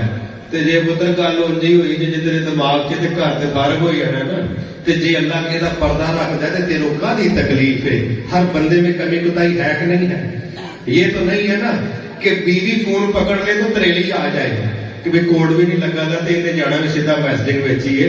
وہ فون پڑے تے تریلیاں آ جان, تے جے تو وہ پڑھنا چاہنا ہے تینوں بھی تو سوچنا چاہیے, وہ بھی پرائیویسی ہے. حقیقت یہ ہے کہ اللہ کے نبی کا طریقہ بڑا شاندار ہے کہ ٹو نہیں لگانی, جاسوسی نہیں کرنی, چھاپے نہیں مارنے. آپ ایک دوسرے کا لباس ہیں, انتم لباس لہن وہن لباس لکم. مرد بیویوں کا لباس, بیویاں مرد کا لباس. لباس زینت بھی دیتا ہے, لباس ڈیکوریشن بھی دیتا ہے, اور لباس دفاع بھی کرتا ہے. لباس پردے رکھتا ہے, پردے چاک نہیں کرتا. اگر میاں بیوی اس طرح چلیں گے کہ ہم نے ایک دوسرے کا لباس بننا ہے, ان کی باتیں, ان کے لہجے, ان کے الفاظ, ان کا کردار ایک دوسرے کے دفاع میں استعمال ہو, ایک دوسرے کی خوبصورتی بڑھانے میں استعمال ہو, اور ایک دوسرے کے پردے رکھنے میں استعمال ہو, پھر انشاءاللہ طلاق کی شرح جو اس وقت 35-40% تک پہنچ رہی ہے نا, اللہ اس حادثے سے ہمارے گھروں کو بچا لے گا. اور اگر ہم خود ساختہ ماہرین بنے تو پھر نتیجے وہی ہیں جو دیکھے جا رہے ہیں. اب رسول اللہ صلی اللہ علیہ وسلم آئے, اپنی مسجد میں بیٹھے, لوگ آ رہے ہیں. اب یہاں بھی ایک بڑا منظر تھا جی, 2 طبقے آ رہے ہیں. ایک وہی طبقہ جو توقع رکھ رہا تھا کہ بھئی یہ نہ بچنا کوئی نہیں, ہوں یہ حساب ہے, ہوں نہیں بچنا, کیونکہ یہ تو ادھر سے بھی فاتح ہو کے آ گئے. اب آ کے قسمیں اٹھا رہے ہیں. یہ بات سمجھے ذرا, قرآن کہتا ہے قسمیں اٹھا کے آپ کو کلیئر کر رہے ہیں کہ ہم نے ضرور جانا تھا, اصل میں یہ مجبوری تھی, وہ مجبوری تھی, فلاں مسئلہ تھا. ایک یہ ٹیم آئی, ایک آئے کعب بن مالک رضی اللہ تعالیٰ عنہ, یہ آئے تو رسول اللہ صلی اللہ علیہ وسلم کو دیکھا, اللہ کے نبی صلی اللہ علیہ وسلم نے بھی دیکھا. اب کعب بن مالک ایک بڑا بریک تجزیہ پیش کرنے لگے, اور یہ بات آتی ہے گہری محبت کرنے والے کو, عام بندے کو اس کی سمجھ نہیں آتی. کعب بن مالک کہتے ہیں کہ میری طرف اللہ کے نبی نے مسکرا کے دیکھا, مگر آپ کی مسکراہٹ میں ناراضگی تھی. کیا خیال ہے؟ ہمارا اتنا الٹرا ساؤنڈ، ہماری رپورٹ لیبارٹری اتنی کمال کی ہے کہ ہمیں پتہ چل جائے کہ اگلے کی مسکراہٹ میں ناراضگی یا موڈ آف ہے، آن ہے. صحابی کہتا ہے دیکھا مسکرا کے تھا لیکن مسکراہٹ میں ناراضگی تھی. یہ بڑا بریک مسئلہ ہے. یہ ٹھوس محبت کرنے والے سمجھ سکتے ہیں. رسول اللہ صلی اللہ علیہ وسلم اما جی عائشہ رضی اللہ عنہا سے مخاطب ہو کے کہتے ہیں عائشہ جب آپ مجھ سے ناراض ہوتی ہیں تو مجھے پتہ چل جائے، تو جب آپ مجھ سے راضی ہوتی ہیں مجھے تب بھی پتہ چل جاتا ہے. اچھا بھی یہ جو ہمارا معاشرہ ہے، یہاں بیوی ناراض ہو تے بندے تو پہلا محلے نو بھی پتا ہوندا ہے تے سارے نو بھی پتا ہوندا ہے. تے جے ادوں بندہ کہہ کھڑے مینوں بھی پتا لگ گیا تھا جدوں اللہ دی ناراض ہوندی. یہ کیڑی کرامت ہے بھائی؟ ساری دنیا نو پتا ہے، ساری دنیا نو پتا ہے. تینوں میسج نہیں آن دے، تیرا نمبر بلاک ہو گیا، سہرے والوں پوچھتے پے نے خیر تے ہے تے تینوں نہیں سمجھ آن دے. یہ تیری کیڑی کرامت ہے جدوں ساری دنیا نو پتا ہے؟ مسئلہ یہ تھا کہ اما جی عائشہ رضی اللہ عنہا اگر کہیں موڈ آف ہوا، کوئی گستاخی نہیں، کوئی انکار نہیں، کوئی خدمت میں کمزوری نہیں، ٹھیک ہے، کوئی کسی قسم کا ایسا رویہ نہیں کہ دیکھنے والا کہے کہ یار اے نہ غصے چلے. ہر بات ایسے ہی مان رہی ہے جیسے روٹین میں مانتی تھی. تو عام بندہ سوچ نہیں سکتا تھا کہ یہ ناراض ہے، لیکن اللہ کے نبی کہتے ہیں مجھے پتا چل جاتا ہے.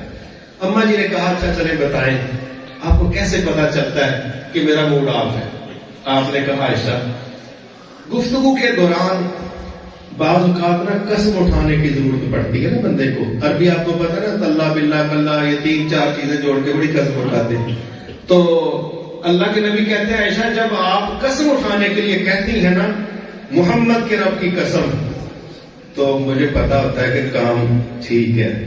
اور جب آپ قسم اٹھانے کے لیے یہ جملہ کہتی ہیں نا ابراہیم کے رب کی قسم، تو مجھے سمجھ آ جاتی ہے کوئی مسئلہ ضرور ہے. حالانکہ رب تو دونوں کا ایک ہی ہے نا، لیکن کتنا بریک فرق ہے کہ اللہ کے نبی کہہ رہے ہیں جب میرا نام قسم میں استعمال کرتی ہیں تو مجھے پتا ہوتا ہے کہ آپ خوش ہیں، اور جب ابراہیم کے رب کا نام آتا ہے تو مجھے سمجھ آتی ہے نا تھوڑا جا نام بڑھے ہے نا، اسے لگتا ہے کوئی مسئلہ ہے.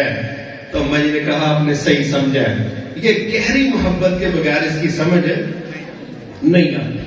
رسول اللہ صلی اللہ علیہ وسلم نے کعب بن مالک کو پوچھا کعب کیا تیرے پاس سواری نہیں تھی؟ جب ہم چلے ہیں تم ساتھ نہیں گئے، کیا تیرے پاس سواری نہیں تھی؟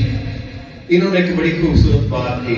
کہنے لگے اللہ کے نبی صلی اللہ علیہ وسلم اگر آپ کی جگہ کوئی اور ہوتا نا تو میں انہوں نے دس دینا سی کی صاحب ہے.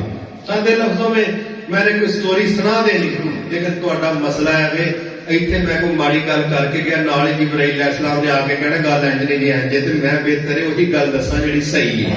کیا احساس ہے کہ ابھی جبرائیل علیہ السلام نے آ کے کلیئر کر دینا ہے کہ بات غلط ہے یا صحیح ہے، تو میں سچی بات کرتا ہوں. آپ نے کہا بتاؤ.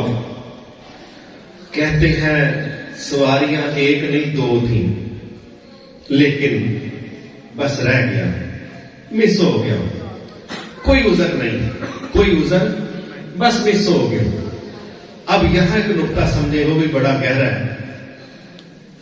اگر اسلام میں کوئی بندہ اپنے گناہ کا اعتراف کرتا ہے تو اسلام اس کو معاف کرتا ہے کہ نہیں کرتا؟ سید الاستغفار میں ایک بات آتی ہے ابوء لک بنعمتک علی و ابوء بذنبی. یا اللہ تیرا بندہ اپنے گناہ کا اعتراف کرتا ہے تو رسول اللہ صلی اللہ علیہ وسلم نے فرمایا جو بندہ سید الاستغفار صبح سمجھ کے پڑھے کہ بات کیا ہے، اگر شام تک فوت ہو جائے تو اللہ کی جنت میں جائے گا. اگر شام کو سوچ سمجھ کے پڑھے کہ یہ کیا عقیدے کی بات ہے، صبح تک فوت ہو جائے تو اللہ کی جنت میں جائے گا. اس میں یہ جملہ آتا ہے کہ یا اللہ تیرا بندہ اپنے گناہ کا اعتراف کرتا ہے، اس کو معاف کر دے کیونکہ تیرے علاوہ اس کو کوئی معاف کرنے والا.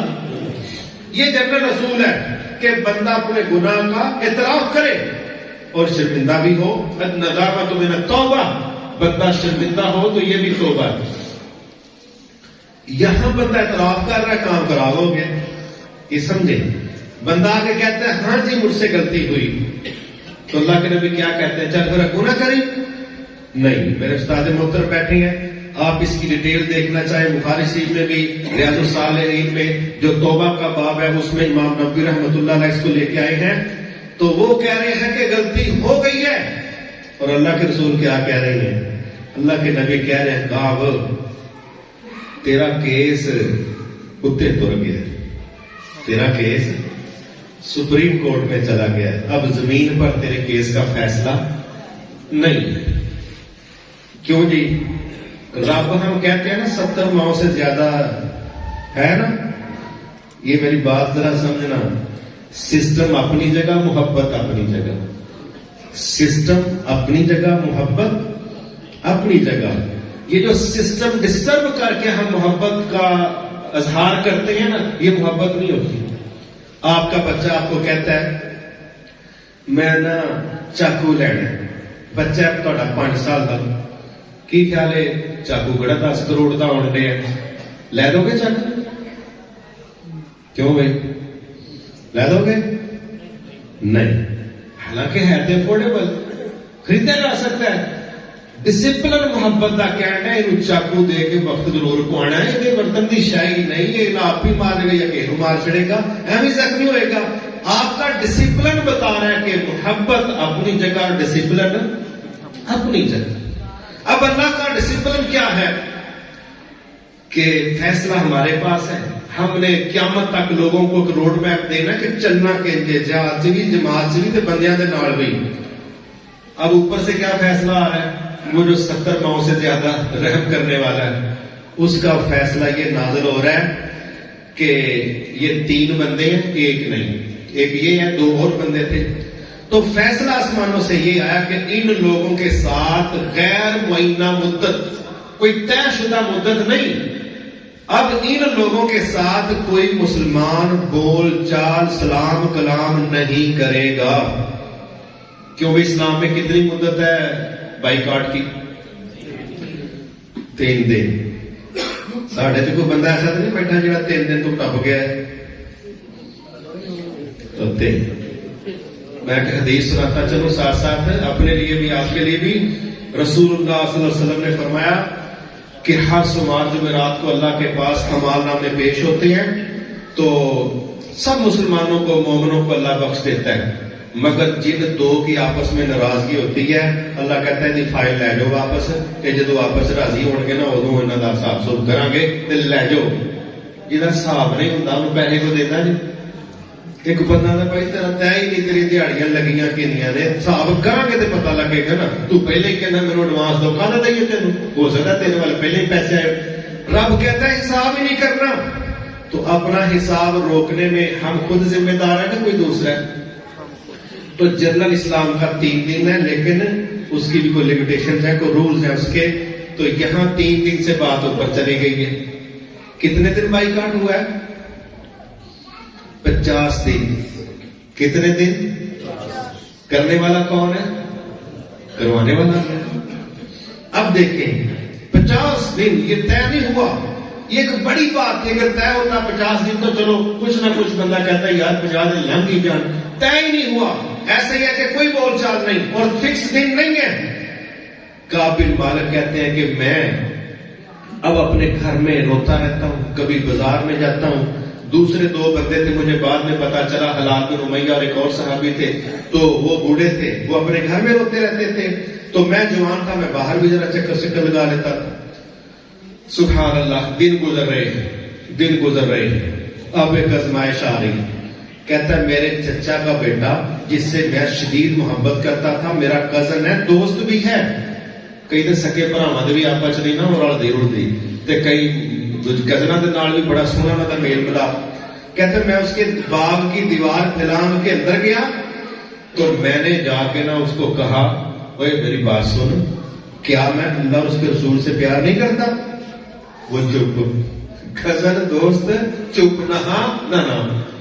دوسری دفعہ میں نے پوچھا چپ. تیسری دفعہ میں نے پوچھا کیونکہ بائیکاٹ کا آرڈر تھا. وہاں یہ نہیں ہوا کہ بندے نے دیکھا تو نہیں نا باہر کچھ آ جا پھر گپ شپ لائیے، میں تو اب بھی بڑا اتریا سے. یہ صحابی کا رویہ. بلکہ وہ کیا کر رہے ہیں؟ وہ دیکھ رہے ہیں کہ جس نے بائیکاٹ کروایا ہے نا وہ باغ میں بھی دیکھ رہا ہے اور وہ کیا ماحول بنا رہے ہیں. کوئی جواب نہیں دے رہے، حالانکہ اللہ کے علاوہ کوئی دیکھنے والا یہ ہے اطاعت، یہ ہے نگرانی کا احسان، یہ ہے احساس ان تعبد اللہ کا انک تراہ فإن لم تکن تراہ فإنہ یراک، کہ تم اللہ کی عبادت ایسے کرو گویا کہ تم اللہ کو دیکھ رہے ہو۔ اگر یہ لیول اور کیفیت نہیں تو کم از کم یہی رکھو کہ اللہ تمہیں دیکھ رہا ہے۔ یہ صحابی باغ میں بیٹھا ہے، کزن ہے، دوست ہے، دکھی ہے، پریشان ہے، مگر کزن اپنے کزن کو ساتھ حوصلہ دینے کے لیے بھی تیار نہیں، کلام کرنے کے لیے تیار نہیں۔ اور جب کہتا ہے کعب بن مالک کہتے ہیں چوتھی دفعہ میں نے پوچھا نہیں میں اللہ کے رسول نہ پیار کرتا، تو انہوں نے پتا کیا جواب دیا؟ کہتے یہ جواب اللہ کے رسول نے دینا، میں کتوں دوا؟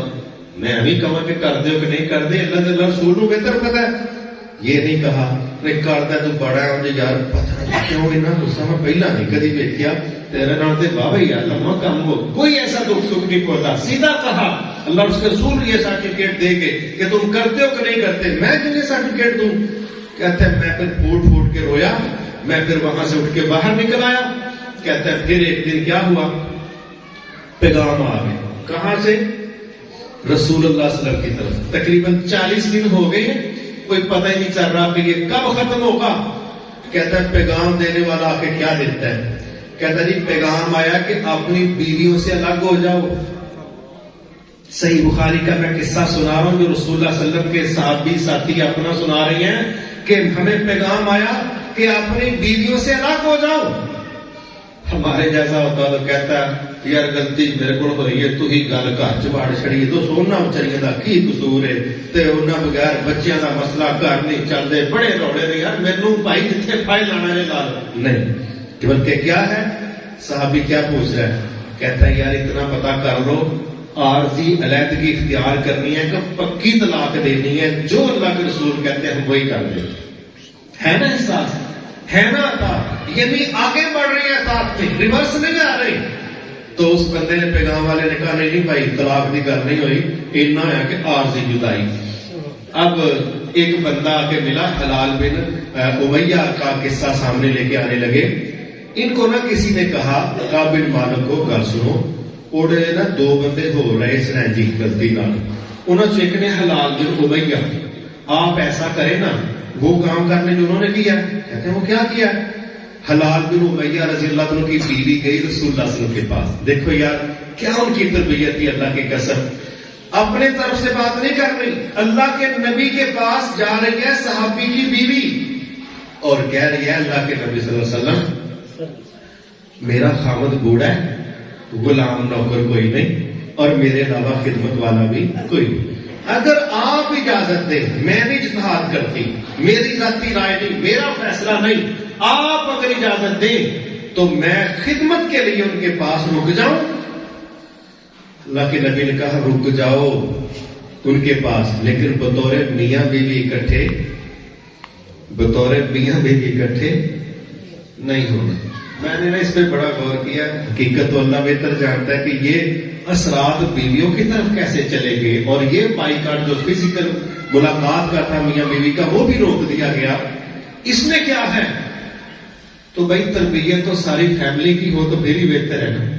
قرآن مجید میں ایک جگہ آتا ہے نا جہاد کے راستوں میں جو رکاوٹیں آتی ہیں، قل ان کان آباؤکم وابناؤکم واخوانکم وازواجکم، ایک ہے نا یہ بھی ٹیم کہ تمہیں اگر اللہ اور اس کے رسول سے یا اللہ کے راستے میں جہاد کرنے سے تمہیں اپنے والدین، اپنے بیٹے، رشتہ دار اور اپنی بیویاں یہ زیادہ عزیز ہیں۔ اس کا مطلب ہے جو چیزیں بندے کو روکتی ہیں، جکڑتی ہیں، کمزوری ہیں، ان میں ایک بیوی ہے، تو بیویوں کو بھی تربیت ساتھ ہی کی کہ تہاڈا بندہ جہاد تے نہیں گیا تے اے ہن کلیاں نے نہیں بھگتنا تے اگوں کمزوری بکھان تے تساں ذرا نصیحت آپ بچے ہی کرنی ہے کہ بھئی یہاں کام کرنا ہے، میدانوں میں جانا ہے، دونوں آگے کی بات کرو، رکنے والی بات نہ کرو۔ بیڈ روم تک جہاد کا مسئلہ داخل کر کے ایسی تربیت کر دی کہ بھئی سارے جو ہے نا سیٹ ہو جاؤ۔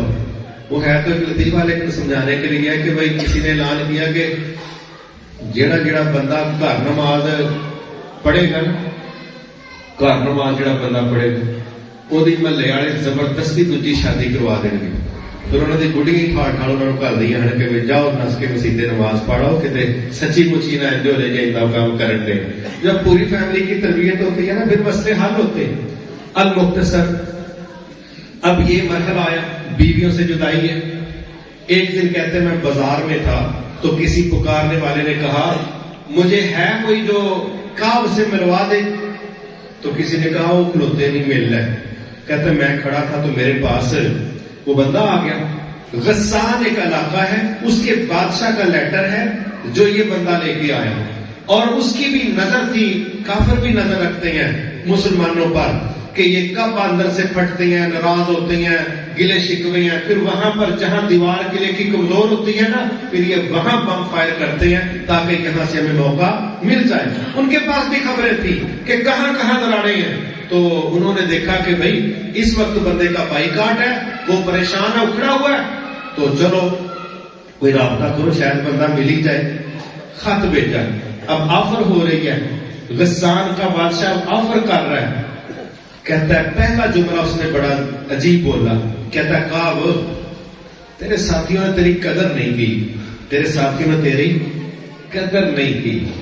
یہاں بھی یہ چلتا ہے جب ذرا جماعت کے ساتھ کسی کا تھوڑا بہت معاملہ ہو نا ان پر بڑے چکر والے چپڑ دے. تو جنہ پرانا بندہ ہے نا ہوں تک تو وزیر اعظم ہونا چاہیے ہی, تینوں انہوں نے وہ ویلیو دیتی نہیں جہاں تیرا مقام بنتا ہے. یہ نہ چلتا ہے سلسلہ. تو کعب کہنے لگے میں نے خط آگے پڑھا, غسان کا بادشاہ پیشکش کر رہا ہے. کیا پیشکش کر رہا ہے؟ بادشاہت میں شمولیت, دوستی, پیکیجز, سارا کچھ آ رہا ہے. کس بات پر؟ کہ اپنے نبی کو چھوڑو میرا ساتھی بن جاؤ. سبحان اللہ. یہاں کوئی سیاستدان فون کرے نا تو اگلے دن پیسے دے کے اخبار میں خبر لگواتے ہیں کہ مینوں نا اتوں فون آیا سے, ٹھیک ہے, تصویر بنوا کے تو فریم کر کے پکی گھروں میں لگا دیتے ہیں کہ میں وہ دن نا ایک بیاہ جیسی اکٹھے ہوئے سے. اب یہ نظریے پر آنے والے لوگ ہیں, یہ حکومتوں پر, بادشاہتوں پر, پیسوں پر آنے والا طبقہ نہیں تھا.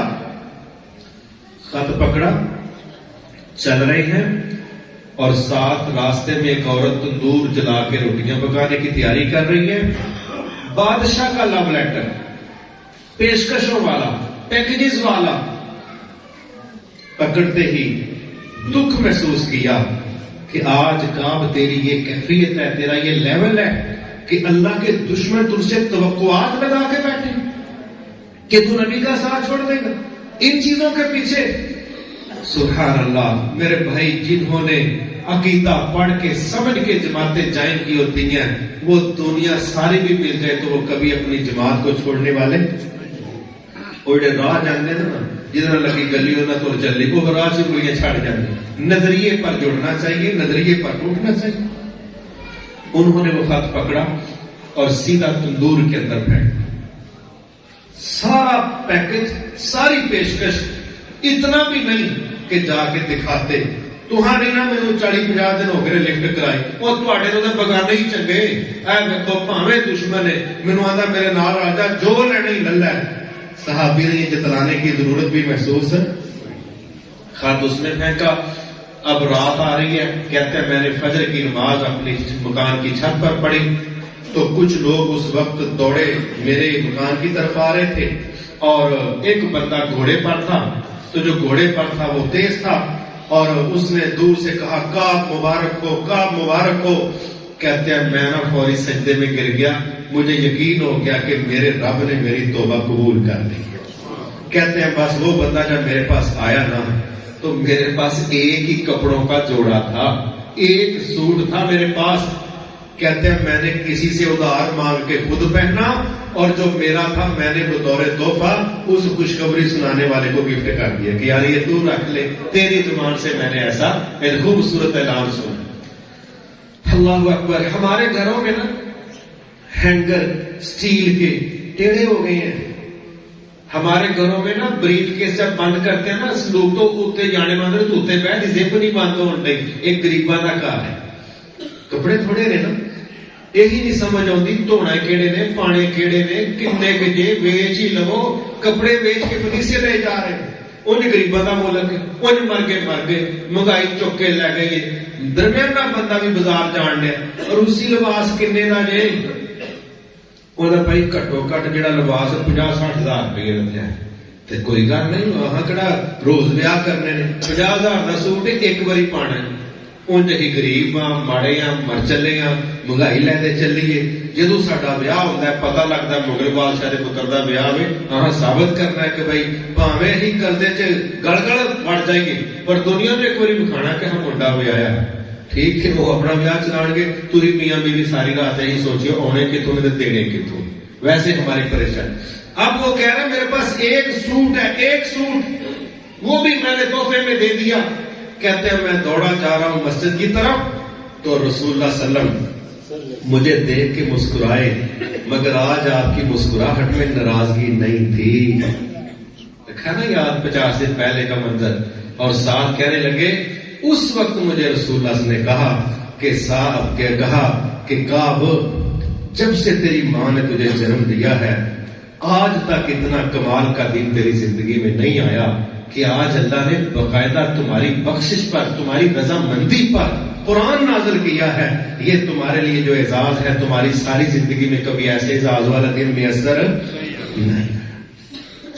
یہ تھا وہ واقعہ جس کے اندر پھر کعب خود اپنے بیٹے کو کہتے ہیں عبداللہ وہ میں تے شکر کرنا آیتاں نازل ہوئیاں سن دو طرح دیاں، تے میں تے شکر کرنا میرا کتے ذکر و دجی آیتاں چ نہیں سی، وہ کی مسئلہ سی، آندے نے ایک جگہ سے اللہ نے کہا سی کہ اے جڑے 3 بندے نے نا انہاں دے جدوں ویکھ لیا، ایک کعب بن مالک، ہلال بن امیہ اور ایک اور صحابی، کہتے ہیں ہمارے متعلق جو آیات نازل ہوئی وہ یہ تھی کہ جب انہوں نے دیکھ لیا کہ زمین فراخ ہونے کے باوجود ہم پر تنگ ہو گئی ہے، کوئی نکلنے کا راستہ نہیں، کوئی چلنے کا راستہ نہیں، کھلی فضا میں بھی سانس لینا مشکل ہو رہا ہے، تو اللہ تعالیٰ کہتا ہے پھر ہم نے ان کے توبہ کو قبول کر لیا، توبہ کو قبول کر لیا، اور پھر ساتھ کہا وہ جو دوسرا ٹبر تھا ان کے متعلق اللہ کیا کہہ رہا ہے، بڑی سخت بات ہے، اللہ کہتا ہے نبی صلی اللہ علیہ وسلم وہ آ کے قسمیں اٹھا کے آپ کو مطمئن کرنا چاہتے ہیں کہ ہم سچے تھے، نکلنا چاہتے تھے، جانا تھا، یہ تھا وہ تھا، اے نبی سن، اگر آپ ان سے راضی ہو بھی گئے تو میں پھر بھی ان سے راضی نہیں ہوں گا، یہ قرآن ہے، اگر آپ ان سے راضی ہو بھی گئے تو میں پھر بھی ان سے راضی، پھر آگے اللہ نے لفظ بولا وہ پلید ہیں، یہ لفظ بولے نجس ہیں، پلید ہیں، اور ساتھ کہا وہ جہنمی ہے، تو صحابی کہہ رہا ہے شکر ہے ہمارا نام یا ہمارا تذکرہ ان آیات میں نہیں آیا جس پر اللہ نے سخت ناراضگی کا اظہار کیا، ہمارا نام ہمارا تذکرہ ان آیات میں آیا جن میں قبولیت ہے توبہ کی، ہمارا ان میں تذکرہ آیا۔ تو میرے محترم بھائی حقیقت ہے یہ منافقت صرف لوگ نہیں ہے، یہ کریکٹر ہے، یہ ایک رویہ ہے، اور صحابہ صحابیات رضوان اللہ علیہم اجمعین وہ بھی ایک رول ماڈل ہے دنیا کے اندر، ہماری کوشش ہونی چاہیے اگر ہم بھی واقعی اپنے ضمیر کو مطمئن کرنا چاہتے ہیں، اپنے رب کو راضی کرنا چاہتے ہیں، ہمارے لیے رول ماڈل صحابہ کی جماعت ہے، اللہ کے نبی کی جماعت ہے، اور جو معاشرے کے اندر کمی کوتاہیاں ہیں وہ دیکھنا چاہیے کہ ایسا نہ ہو عبداللہ بن ابی اینڈ کمپنی والی کوئی عادتیں، کوئی رویے، کوئی حرکتیں کہیں ہمارے کردار کا حصہ نہ بن جائے۔ یہ جہاد کل بھی اللہ کا حکم تھا، آج بھی ہے، قیامت تک یہ رہنا ہے، جس پر اللہ کے نبی نے زندگیاں پیش کی، جس پر صحیح بخاری، صحیح مسلم، ابن ماجہ، یہ سارے سیٹ بھرے پڑے ہیں، آیات بھری پڑی ہے، کام رکنے والا نہیں، جس طرح اللہ تعالیٰ چاہے گا اس کو چلائے گا، لیکن ہمیں اسلام کے تمام کاموں کو سپورٹ کرنے والا بننا چاہیے، اسلام کے ستونوں کو گرانے اور کھرچنے والا نہیں بننا چاہیے، بات کے ساتھ، دلیل کے ساتھ، مال کے ساتھ، وقت کے ساتھ، صلاحیت کے ساتھ ہمیں اللہ کا نوکر بننا چاہیے، اسی میں ہماری نجات ہے، اسی میں ہماری بچت ہے، وَمَا تَوْفِيقِي إِلَّا بِاللَّهِ الْعَلِيِّ الْعَظِيمِ۔